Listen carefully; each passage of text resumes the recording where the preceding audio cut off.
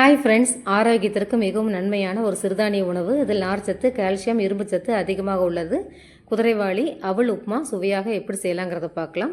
200 gram குதிரைவாளி அவல் ஒரு தாட்டி தண்ணியில் அலசிட்டு வடிகட்டி வச்சிடலாம்.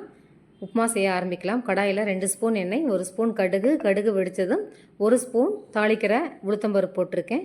உளுத்தம்பருப்பு செவந்ததும் ஒரு பெரிய வெங்காயம் கட் பண்ணது, 3 பச்சை மிளகாய், கொஞ்சம் கருவேப்பிலை போட்டு வணக்கி விட்டுக்கலாம். வெங்காயம் கலர் மாறினதும் ஒரு பெரிய தக்காளி பொடியாக கட் பண்ணி இதில் சேர்த்துடலாம். 10 நிமிஷத்தில் ஃபாஸ்ட்டாக ரெடி பண்ணிடலாம்.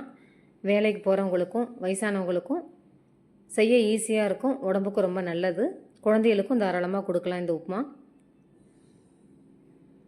வெங்காயம் தக்காளி வதங்கினதும் ஒரு கேரட் பொடியாக கட் பண்ணது, 4 பீன்ஸ் பொடியாக கட் பண்ணது சேர்த்துருக்கேன். அடுப்பை சிம் பண்ணி வதக்கி விட்டுக்கலாம். மூடி வச்சுட்டு 5 நிமிஷம் வேக வச்சிடலாம். கேரட் பீன்ஸ் நல்லா வேகட்டும். வெந்துருச்சு. 1/2 ஸ்பூன் உப்பு சேர்த்துருக்கேன். அடுப்பு சிம்லேயே இருக்கட்டும். குதிரைவாளி அவல் ஊறினதை இதில் சேர்த்துடலாம். கலந்து விட்டுக்கலாம்.